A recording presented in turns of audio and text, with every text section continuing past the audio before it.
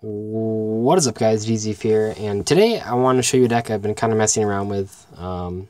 It just takes a lot of the engines that I really like and that have synergy and kind of throws them in one big deck. It's actually over 40 cards because I just can't cut enough, and that doesn't matter because like desires and stuff. And there's a lot of draw power deck thinning, so it's fine. I'm totally cool playing more than 40 in this deck. But yeah, there's just a lot of fun engines. There's a lot of crazy combos. So yeah, I'll get right into it.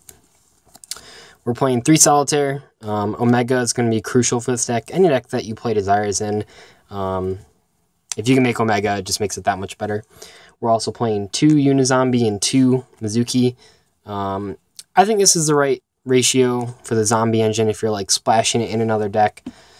You really don't want 3 Unizombie. As long as you don't banish both your Unizombies with Desire, you should be good. But if you open like Solitaire Desires, you should just do the Solitaire first anyway. We're also playing 3 Diamond Dude. Destiny Diamond is like one of my favorite cards, obviously. But there's 13 spells in this deck, and a lot of them you gain a ton if you just hit them off a Diamond Dude. Just kind of a fun card to play. We're also playing 3 Destiny Hero Malicious. This card's really good for making rank 6s and just throwing monsters on board. It also makes Omega when you have Tefnuit, which, speaking of, we are playing Tefnuit. So we're playing Hieratics in this deck. 3 Tefnuit, 3 Sue, and then a Serpent, a Watt-Tail Dragon, and a Red Eyes. I've explained Watt-Tail Dragon a lot of times, but I really do believe it's better than Labradite Dragon if you're not playing Tzolk'in. Just because bringing it off of Red Eyes is a lot better. And you can make synchros with this guy if you have like like the example I always use is like if you open Tefnuit Watt-Tail, you can special Galaxy Serpent make Omega as a -1, which isn't great, but it's definitely better than if you just had Labradite, because then you just have 2 tuners and it wouldn't do anything. So yeah, I like Watt-Tail. It's a cool card. We're playing Brilliant Fusion because we're me. So far with Desires and on a lot of the streams when I've been playing Desires, I really like just playing 2 of each target, just so we don't banish them.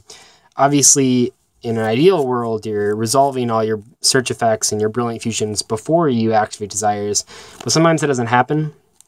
And in those cases, I want to make sure I'm not banishing all of these, so we're just playing 2 of each. And that's it for the monsters. I know there's a lot of different engines, the Hieratics, the Destiny Heroes, the Zombies, the Brilliant Fusion, but that's kind of the deck. Just kind of a collage of different archetypes. We're playing 3 Brilliant Fusion, make use of those Garnets. 3 Pot of Desires, just because I think it's one of the best spells in the game. Obviously, just a quick +1. There's not really anything in this deck that you would banish that would like matter a lot. Like I said, like when you play Desires, you're really trying to resolve most of your search effects before you play it. So like resolve your malicious effects, so you don't banish maliciouses or whatever. Really just trying to resolve as much as possible and then activate Desires to kind of seal the deal, make your hand more crazy. So yeah, I never really found it conflicting with anything. We're also playing 2 Allure and 2 Destiny Draw. I know both these cards are at 3. There's really just not enough space to play them at 3. And I was playing 3 Allure, 1 Destiny Draw for a while, but the main things that you're gonna allure are the things that you're Destiny drawing, and the Destiny Draw is a better hit off of Diamond Dude. So I felt like 2 and 2 is the best ratio. You can definitely mix it up with 3 of the Allure if you want to. I just didn't really like it. We're also playing 3 Hieratic Seal. Really good card hit off Diamond Dude and just kind of evens out your hands a lot of the time. 1 Soul Charge, 1 Rhoda, and 1 Foolish for sort of the sacky one-ofs, and then 1 Twin Twisters. I don't think Twin Twisters is super great right now, but I still wanted 1 copy in the main. Maybe even 2 if you want to play more than how many cards I'm playing. And then just lastly, just 3 Solemn Strike. This card is pretty good, I guess. Just as like, if you're only going to play like 1 defensive card, Strike is like the best 1 defensive card, if that makes sense. For the extra deck, got lots of different things in here.